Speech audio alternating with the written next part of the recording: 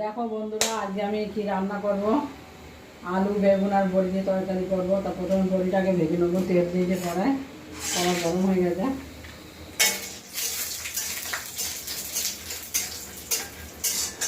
আর এই পাশে কড়াই শাক ভাজা করবো। এই যে বেগুনের তরকারি আর লাল শাক ভাজবো বাদাম দিয়ে। তো আমার বড়িটা ভাজা হয়ে গেছে।